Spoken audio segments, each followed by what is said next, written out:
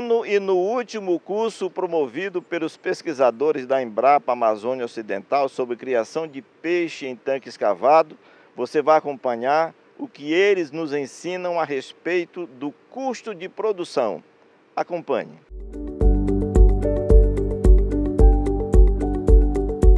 Amigo piscicultor, falaremos agora sobre custo de produção.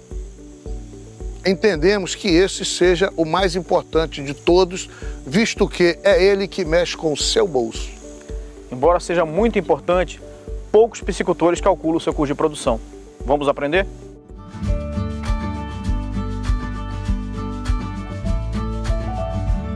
A primeira coisa que você tem que fazer é anotar e organizar os dados da produção. Para isso, você vai precisar de uma planilha de campo e de um caderno ou computador no escritório para organizar esses dados. Existem várias formas de se calcular o custo de produção. A seguir, apresentaremos uma forma simples e fácil que vai permitir que você consiga calcular exatamente quanto está custando cada quilo de peixe que você está produzindo. Para iniciarmos a análise do custo de produção, temos que avaliar dois itens: investimento e custeio, e calcular três custos: custo de amortização do investimento, gastos gerais da piscicultura e gasto individual do tanque. Vamos começar com: o que é investimento? Investimento é tudo aquilo que é construído e todas as máquinas e equipamentos que são comprados para utilizar na piscicultura. Tanques, casa de ração, aeradores, rede elétrica, picape e oxímetro são exemplos de investimento. Esse investimento vai gerar nosso primeiro custo na produção: o custo de amortização do investimento. Esse custo é o valor que a piscicultura vai ter que pagar de volta para o proprietário para repor o gasto que ele teve com o investimento. Vamos ver um exemplo. Uma piscicultura que produz em sistema intensivo, com 5 hectares de lâmina d'água, teve um investimento de R$ 480 mil. A produção da piscicultura deve devolver ao proprietário todo esse dinheiro em 10 anos. Então dividimos esse valor por 10 e temos que o custo de amortização é de R$ 48 mil por ano. Dividindo esse valor por 12 meses, vemos que o valor mensal é de R$ 4 mil. Essa piscicultura possui 5 tanques, todos com a mesma área. Então dividimos esses 4 mil por 5 tanques. Assim vemos que o custo de amortização do investimento é de R$ 800 por tanque por mês. Guarde esse valor, vamos usá-lo mais tarde. Como faríamos se os tanques fossem desiguais? Vamos ver um exemplo. Já vimos que o custo de amortização dessa piscicultura é de R$ 4 mil por mês. E vimos que ela possui 5 hectares de lâmina d'água produzindo peixe. Para calcular o custo de amortização de um tanque de 1,5 hectare, fazemos uma simples regra de 3 com a área produtiva total relacionada ao custo total mensal. E comparamos com esse tanque de 1,5 hectare com o valor respectivo a ele, X. Assim temos que o custo de amortização do capital desse tanque é de R$ 1.200 por mês. Vamos falar agora do custeio. O custeio é basicamente todo o gasto que não é investimento. Aqui vamos dividir o custeio em dois tipos: gastos gerais da propriedade e gasto individual por tanque.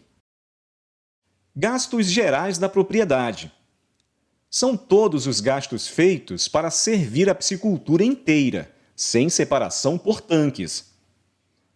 Gasto com funcionários, combustível, rancho, conservação, eletricidade, consultoria técnica e licenciamento ambiental. São exemplos de gastos gerais da propriedade. Vamos voltar àquele exemplo anterior da fazenda com 5 hectares. O proprietário somou todos os gastos gerais que ele teve com a piscicultura durante o ano e o resultado foi R$ 40.200. Dividindo esse valor por 12 meses, temos R$ 3.350 por mês. Dividindo esse valor por 5 tanques, temos o custo de R$ 670 por tanque por mês. Guarde esse valor, vamos usá-lo daqui a pouco. Caso os tanques tivessem tamanhos diferentes, faríamos igual ao item investimento, uma regra de 3 simples, comparando a área total alagada com a área de cada tanque. É muito importante contabilizar somente os gastos com a piscicultura. Gastos com outras atividades e até mesmo com a família do piscicultor devem ser deixadas de fora. Caso os funcionários de uma fazenda passem a metade do seu tempo na piscicultura e outra metade em uma plantação de citros, somente metade do valor dessa mão de obra entra no cálculo de custo da piscicultura. Gasto individual por tanque. É o custeio gasto dentro de cada tanque individualmente. Calcário, adubo, alevinos, ração e medicamentos são exemplos desse item. Vamos usar como exemplo o tanque 1 dessa piscicultura, que trabalha em sistema intensivo. Ele possui 1 hectare de lâmina d'água, na qual foram produzidas 20 toneladas de tambaqui, num ciclo de 13 meses. A somatória dos gastos com adubo, calcário, alevinos e ração, ao final do cultivo, foi de R$ 72.250. Esse foi o gasto individual do tanque 1. Agora vamos calcular o custo de produção do tanque 1. Para isso, juntamos os 3 gastos que já calculamos. Multiplicamos o valor que o tanque deve pagar de investimento por mês, pelo número de meses de cultivo. Multiplicamos o valor que o tanque deve pagar dos gastos gerais da fazenda por mês, pelo tempo de cultivo. E, por fim, somamos tudo isso com um gasto individual do tanque 1. Assim, temos que o custo de produção do tanque 1 foi de R$ 91.360. Mas não acaba por aí. Temos que saber quanto custou cada quilo de peixe produzido. Isso é simples. É só dividir o custo de produção do tanque 1 pelo total de peixe produzido. Agora sabemos que o custo de cada quilo de peixe produzido no tanque 1 foi de R$ 4,57. É importante saber que os tanques podem ser iguais, a ração ser igual e os alevinos serem irmãos, mas mesmo assim, os tanques podem apresentar produção diferente e custos diferentes. É preciso fazer o custo de produção para cada tanque da propriedade. Mais um exemplo para reforçar. O tanque 2 dessa propriedade produziu 18 toneladas de tambaqui em um ciclo de 12 meses. Mais uma vez, multiplicamos o valor calculado para amortização do investimento pelo tempo de cultivo. Multiplicamos os gastos gerais mensais referente a esse tanque pelo tempo de cultivo e somamos tudo isso ao custo individual do tanque 2, que nesse exemplo foi calculado em R$ 65.050. Temos então que o custo de produção dessas 18 toneladas de peixe foi de R$ 82.690, ou seja, o custo de produção de cada quilo de peixe do tanque 2 foi de R$ 4,59. Você acabou de aprender a calcular o seu custo de produção. O que vamos fazer agora com esse dado novo? O custo de produção, na realidade, é a alma de qualquer negócio, não é só da piscicultura. Você precisa conhecer por quanto você produz para você saber até por quanto você pode vender. Isso serve para inúmeras coisas, serve também para você comparar o seu custo de produção com o de outros piscicultores conhecidos seu, para ver se você está produzindo mais caro ou mais barato, e é o que vai te dar linhas para melhorar, diminuir sempre esse custo de produção, aumentando a sua lucratividade. É muito importante, até para você ver se alguma recomendação barateou ou não o seu custo de produção, se valeu a pena fazer essa recomendação. Bom, pessoal, a gente fica por aqui, esse é o nosso último vídeo e vai dar tudo certo, desejamos muito lucro para você, uma boa criação. Estamos sempre à disposição dos senhores. No próximo bloco você vai conhecer a pujança da produção de laranja no município de Rio Preto da Eva. A gente volta já. Os produtores rurais de Rio Preto da Eva, que é o maior produtor de laranja do estado do Amazonas, estão investindo em novas tecnologias para aumentar a produtividade e em mudas que garantam a germinação, o desenvolvimento da planta e frutos mais saudáveis e principalmente gostosos. Rio Preto da Eva, distante de Manaus 78 quilômetros pela rodovia AM10. O ponto turístico mais antigo e mais conhecido é a Igreja do Cavaco. A citricultura foi a primeira atividade econômica desenvolvida em escala comercial. Atualmente o município é o maior produtor de laranja do estado. Quer saber por quê? Então venha com a gente conhecer 3 pessoas que investiram no setor em Rio Preto da Eva. A primeira propriedade que vamos conhecer é a do produtor Nilson Nunes. Aqui ele tem plantado 12 hectares em parceria com o produtor Marcos Valentim. Das 6.000 frutíferas cultivadas atualmente, eles têm 200 pés de tangerina, 600 de mamão, 600 de pitaia, 100 de limão siciliano, 4.500 pés de laranja da variedade pera. Mas a meta é chegar a 10.000 frutíferas. Em mais de 5 anos, já foram investidos na propriedade R$ 850 mil de recursos próprios. Recurso próprio total. Aquilo que a gente conseguiu economizar durante uma vida de quase 43 anos, né, de trabalho, a gente percebeu que valia muito a pena, ao invés de colocar no mercado, colocar aqui. Para o plantio, Nunes diz que inicialmente usou espaçamento 7x4, o que dá 400 plantas por hectare. Depois que buscou orientação técnica, ele mudou o espaçamento para 6,5 por 2,5 e quase conseguiu dobrar o número de árvores plantadas por hectare. Chegou a 700. O técnico agrícola Ivo Barroncas, que também presta consultoria a pequenos e médios produtores, destaca a importância da orientação técnica para quem quer investir no setor e obter bons resultados. O adensamento está acontecendo nos pomares de Rio Preto da Eva, que é uma cópia do que está se praticando no sul do Brasil e que deu certo lá e vai dar muito certo aqui. E a gente sai daquela produção por planta e foca na produção por área. Então, se um plantio de 7x4 me produzia X, um plantio de 6,5 por 2,5 vai produzir X,5. Então, isso justifica você ter a mesma mão de obra, ter a mesma área e você produzir no mínimo 1,5 vezes, além do que está produzindo num espaçamento não adensado. A segunda fazenda que vamos visitar é do engenheiro agrônomo e gerente do IDAM, Instituto de Desenvolvimento Agropecuário e Florestal Sustentável do Amazonas, em Rio Preto da Eva, José Maria Frade Júnior. Ele trabalha na área há 36 anos e há 6 começou a investir no plantio de citros. A propriedade tem 8 hectares plantados de laranja, mas a meta é chegar a 10 hectares. Ele destaca a viabilidade econômica do setor no município. Nesse laranjal aqui, ano passado a gente tirou, ele era menor, tirou quase 250 mil frutos. Este ano nós já passamos de 500 mil de frutos. E a nossa meta aqui é colher 1.100.000, 1.200.000 frutos. Então é uma cultura viável, uma cultura que está consolidada no Rio Preto, que tem mercado.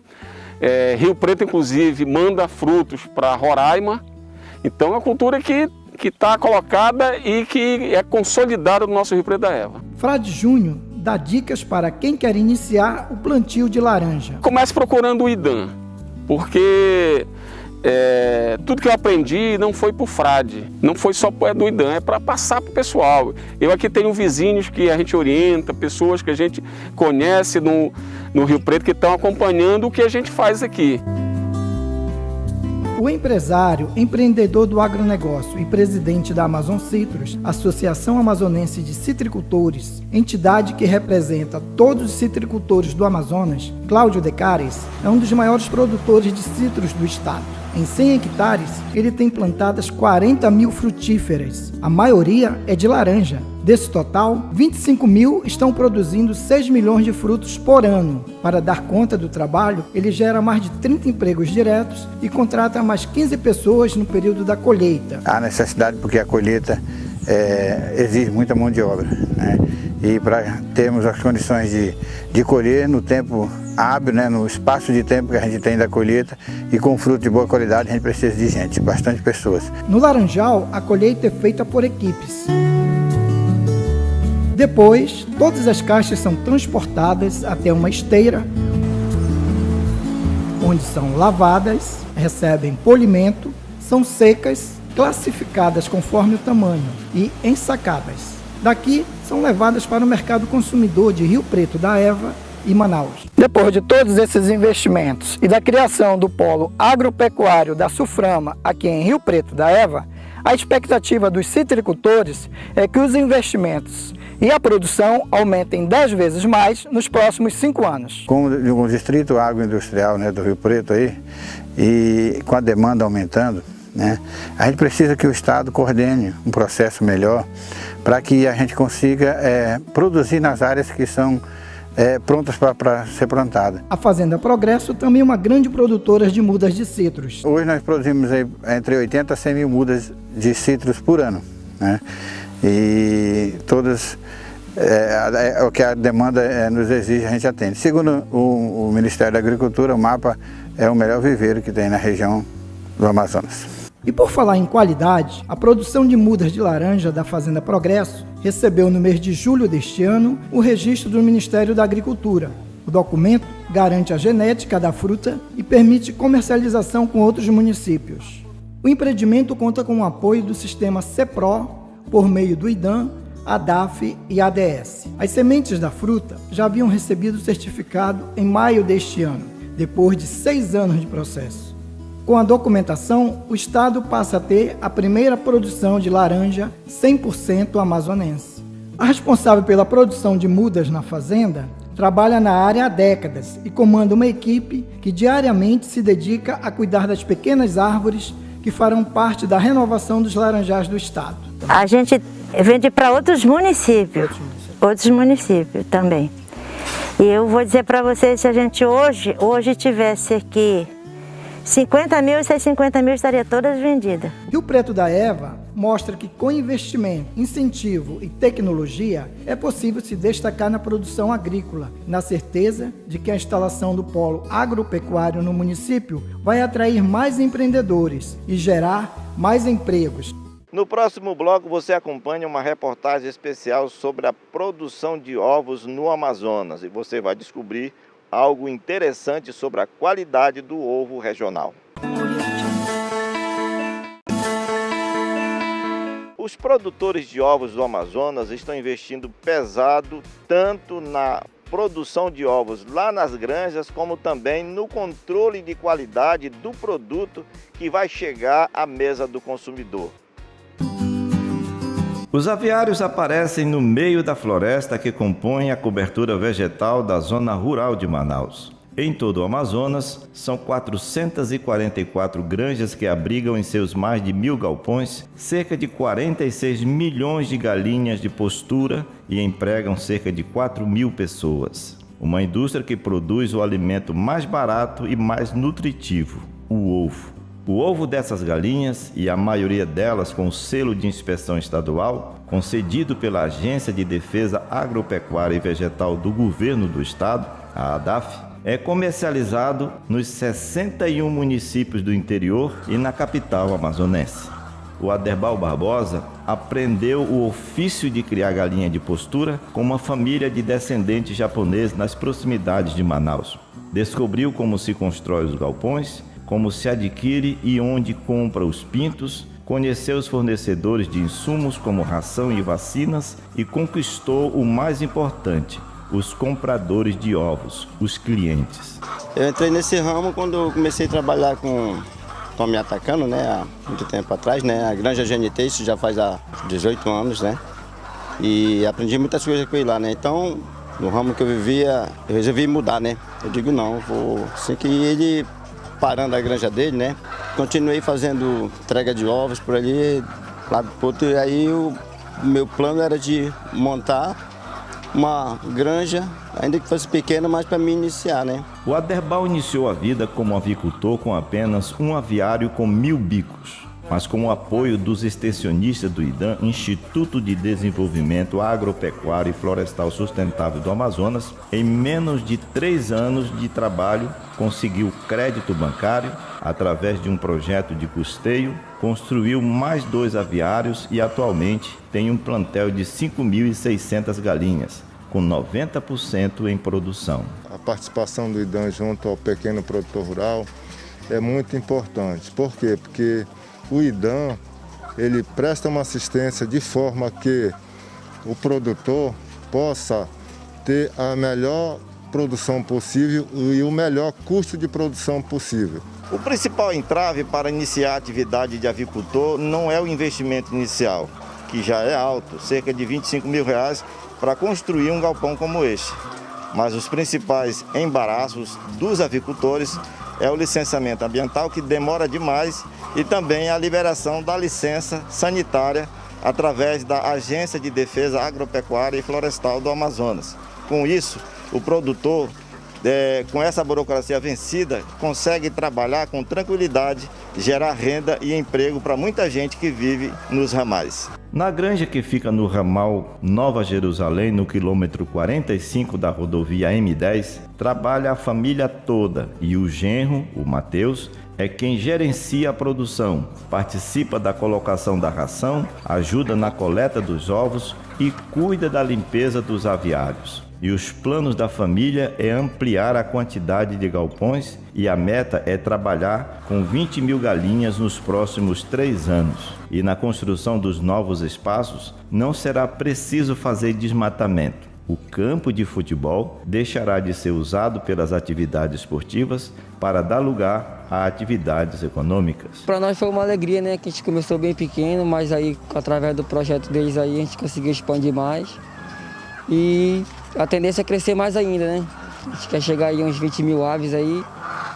E se Deus quiser, Deus vai abençoar, a gente vai conseguir chegar a esse projeto aí, né? Do outro lado, na BR-174, nos primeiros 30 quilômetros da rodovia, cercado pela exuberante mata verde nativa, estão os aviários da maior granja do estado. Tem um galpão com 10 mil galinhas, outros com 20 mil bicos e alguns com mais de 30 mil aves em plena produção. Os galpões se destacam em meio à floresta preservada na área de proteção permanente do terreno da fazenda, pois é assim que a granja é chamada pelas pessoas que trabalham aqui. E são mais de 500 o número de trabalhadores que cuidam dos aviários, da chocadeira e do berçário dos pintos, da fábrica de ração e da indústria.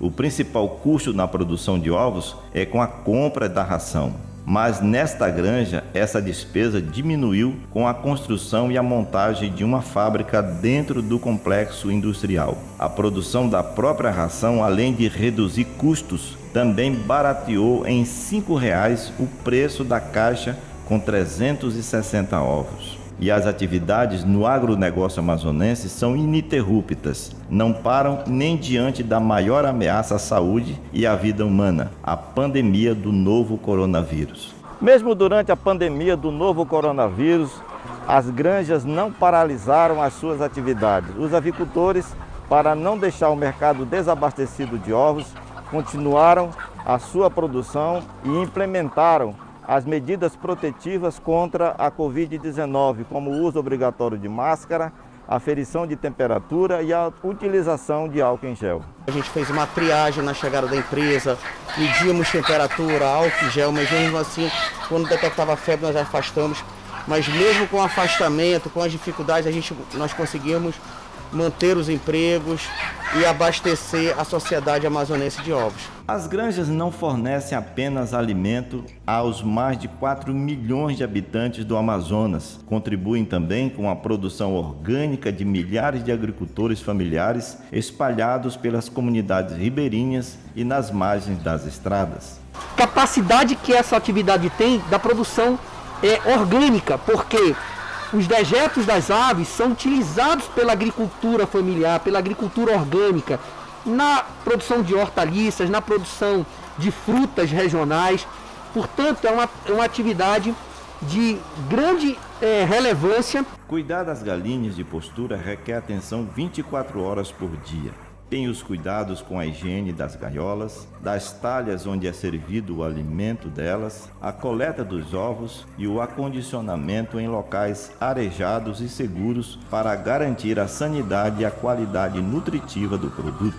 E é com todo o cuidado e segurança que os ovos chegam e entram numa espécie de linha de produção da indústria. A partir daqui, tudo é automatizado e, sem contato de mãos, entram num sofisticado e criterioso processo de classificação. O cliente ele tem a certeza que o ovo que sai daqui é o que tem de melhor no mercado, né? Toda a filtragem de ovo trincado, de ovo com quebra, de ovo sujo, ela é feita para que só chegue no cliente o ovo completamente dentro dos padrões de qualidade que a gente exige. E o mais novo produto da granja é o ovo pasteurizado. Neste setor da empresa, os ovos são quebrados e a clara e a gema seguem por estes tubos inoxidáveis para serem processadas, separadas e envasadas. E as vantagens práticas e ambientais desse produto são muitas. Para uma família de 5 pessoas, cada uma comendo 2 ovos, você vai ter no mínimo aí uma quebra de 10 ovos gerando resíduo, né? Podendo em algum momento ter alguma casquinha caindo dentro da sua panela. Com o ovo pasteurizado não, você vai abrir essa garrafa, despejar a quantidade que você precisa, disponibilizando realmente o produto que está dentro da conformidade legal para o cliente.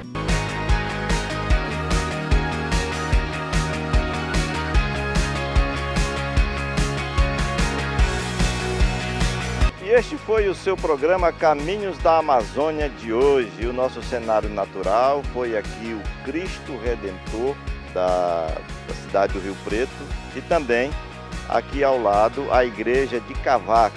Eles foram restaurados recentemente e são, na verdade, o patrimônio histórico e cultural do município de Rio Preto da Eva. E nós queremos desejar para você um 2021 cheio de bênçãos na saúde, no trabalho, na família e principalmente livres dessa pandemia que está matando muita gente. Para você, um grande abraço e até o próximo programa, se Deus quiser.